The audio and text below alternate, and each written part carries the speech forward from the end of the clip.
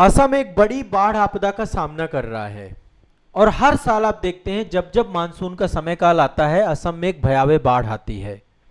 2026 की बाढ़ सबसे भयावह बाढ़ थी। लगभग 12 लाख लोगों का जीवन प्रभावित हुआ है इससे, इस आपदा से बहुत सारे लोगों की मौत हो चुकी है। एक व्यापक त्रासदी चल रही है असम में। तो आखिरकार हर साल असम में बाढ़ आती क्यों है और इस बार की 2026 की बाढ़ अलग और खतरनाक क्यों है, इसको समझना पड़ेगा। देखिए, यदि पूरे नॉर्थ ईस्ट को आप देखें तो असम जो है आपका मैदानी क्षेत्र है आपका, ठीक है। और जो बाढ़ का सबसे खतरनाक जो मंजर है ना वहां पे, यहां के लोअर असम में है, निचले इलाकों में बहुत ज्यादा है। हमेशा आमतौर पे यही होता था कि निचले इलाकों में खूब बाढ़ आती थी। इस बार निचले इलाकों के साथ साथ ऊपरी असम पे अपर असम में भी भीषण तबाही हुई है। पहले से उसको सुरक्षित माना जाता था। अभी क्या हो रहा है, नॉर्थ ईस्ट में खूब बारिश हुई है।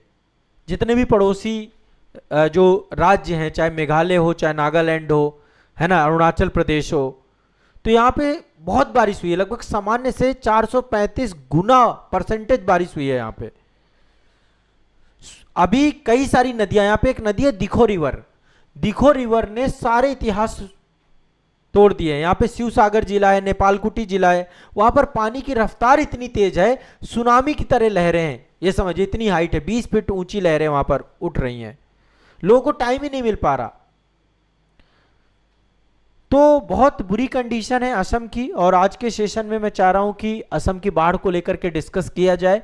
क्यों यहां पर बारिश होती है। लगभग 380 से ज्यादा गांव डूब चुके हैं यहाँ पे असम में। अभी भी स्थिति भयानक बनी हुई है, ठीक है। और आने वाले समय पे टोटल 800 से ज्यादा गांवों के ऊपर खतरा है, जिसमें से 380 तो डूब ही चुके हैं, कुछ आंशिक रूप से भी डूब चुके हैं। कुछ जगह का पानी धीरे धीरे कम भी हो रहा है, लेकिन अभी मानसून का काल गया नहीं है, आप ये समझिए। कुछ जिले तो बहुत पूरी तरीके से, पूरा का पूरा जिला ही चपेट में आ गया। शिवसागर सबसे बुरी तरीके से प्रभावित है। मैं असम का मैपिंग कराऊंगा आपको अभी जल्द ही। एक मैप ऑफ असम आएगा जिसमें असम के सारे जिले वगैरह बताऊंगा मैं आपको। चराई देव हो गया, गोलाघाट हो गया, जोरहाट हो गया, धेमाजी हो गया। गंभीर हालत बनी हुई है यहाँ पे।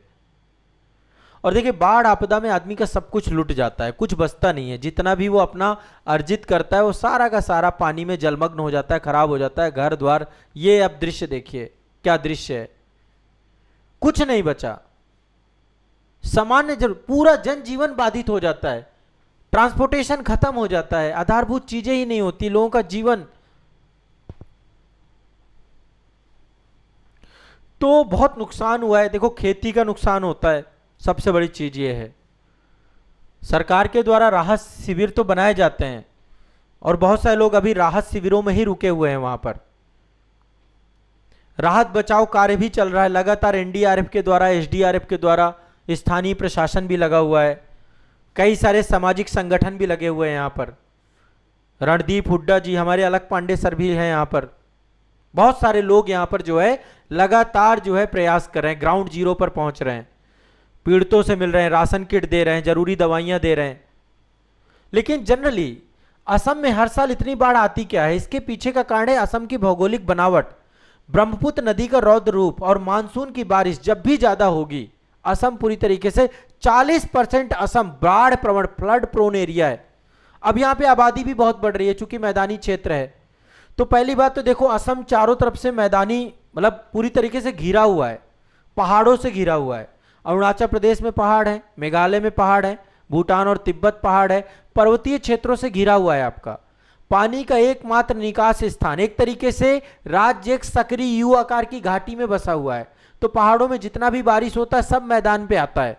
नदियां अचानक उफान आ जाती हैं, और जिसमें ब्रह्मपुत्र नदी में सब नदियां आकर के मिलती हैं।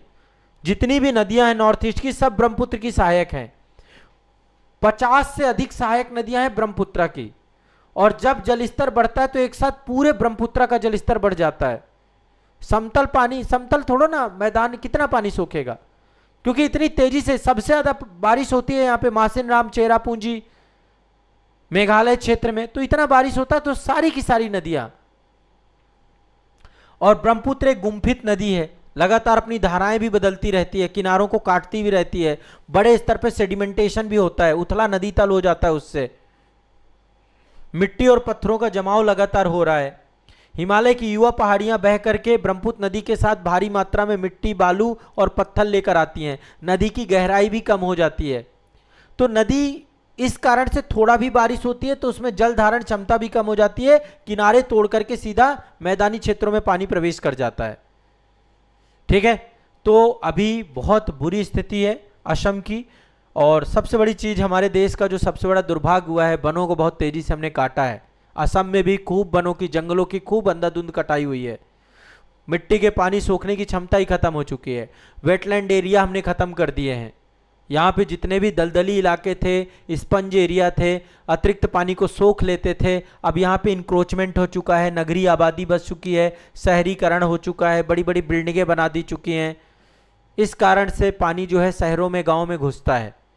अस्थायी तटबंध बने हुए हैं, बाढ़ को रोकने के लिए नदी के किनारे मिट्टी तटबंध अक्सर पानी का दबाव नहीं झेल पाते हैं, तो हर साल यहाँ पर बाढ़ आती है। और उसके पीछे का कारण है इसकी कॉम्प्लेक्स टेक्टोनिक एक्टिविटी, यहाँ का जो जल विज्ञान है, विवर्तनिक गतिविधि है, और साथ में जटिल भौगोलिक संरचना, कॉम्प्लेक्स ज्योग्राफी यहाँ का पूरा कारण है। तो राज्य इस कारण से पूरा का पूरा 40% हिस्सा आपका बाढ़ प्रवण बना रहता है। और क्या इसका कोई समाधान है? बहुत कम समाधान है। पर्वतों को कहां ले जाएंगे आप? पर्वतों का घेरा है, समाधान एक ही हो सकता है, जहां बाढ़ आती है वहां पे आबादी को खत्म किया जाए वहां से। ठीक है, नदियों, भाई बारिश वहां पे होती है, वो ऐसा क्षेत्र ही है, पूरा फनल इफेक्ट है, जितनी भी पहाड़ियां, जितना भी मूसलाधार बारिश होगा, सारा पानी तीर बिढाल से वहां पहुंच जाएगा। तो उसका जनरली कोई बहुत, बस वही है कि जहां पे बाढ़ आती है वहां से आबादी को हटाया जाए, यही हो सकता है। ब्रह्मपुत्र नदी का विशाल जल नेटवर्क है, गुम्फित व्यवहार है। ठीक है, नदी समय समय पे अपना बदलती रहती है, आकार बदलती रहती है, स्वरूप बदलती रहती है, जलमार्ग बदलती रहती है, कई बार कई धाराओं में बढ़ जाती है। बीच बीच में देखते हैं ना, बहुत सारे टापू हैं यहां पर। यह भूकंप प्रवण क्षेत्र भी है आपका, जोन 5 में आता है पूरा का पूरा नॉर्थ ईस्ट आपका। 1950 में ऐतिहासिक भूकंप आया था, यहाँ पे 8.6 तीव्रता का भूकंप आया था। उसके कारण से आज भी यहाँ पे बाढ़ आने के पीछे कि भूस्खलन हुआ, लैंडस्लाइड हुआ, लाखों टन मिट्टी और चट्टानें ब्रह्मपुत्र नदी पे गिर गई, तो नदी का तल ऊपर उठ चुका है। उसके कारण से भी इस क्षेत्र में बहुत ज्यादा बाढ़ आती है। और दक्षिण पश्चिमी मानसून, जब भी ज्यादा बारिश होगी, अत्यधिक वर्षा होगी, निश्चित तौर पर उसका इंपैक्ट असम में देखने को मिलेगा, क्योंकि पूरा का पूरा मैदानी क्षेत्र है। ठीक है, बड़े स्तर पर मृदा अपरदन हो रहा है। ठीक है, नदी के तट कट रहे हैं, और मानव का कारण तो है ही है, इंसानी गतिविधि तो संकट को गंभीर बनाता ही है।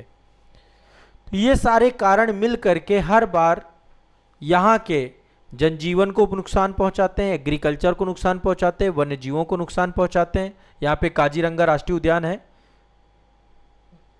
ना, यहाँ पे गैंडों का जीवन भी बेचारों का, इंसान का जीवन तो इंसान का, गैंडों का जीवन भी खत्म हो जाता है। तो ये सारे कारण हैं। अब सरकार को चाहिए कि एक बहुत नियोजित बाढ़ प्रबंधन को ध्यान में रखते हुए यहाँ की स्थायी समस्याओं को निकाले, ताकि हर साल इस तरीके की आपदाएं ना देखने को मिले। ठीक है, तो बाढ़ प्रवण क्षेत्रों से अधिवासियों को जो है पुनर्वास, हर जगह दूसरी जगह उनको पुनर्वासित करना, उन्हें रहने के लिए एक स्थायी जीवन शैली देने का प्रयास राज्य सरकार को करना चाहिए, असम सरकार को करना चाहिए।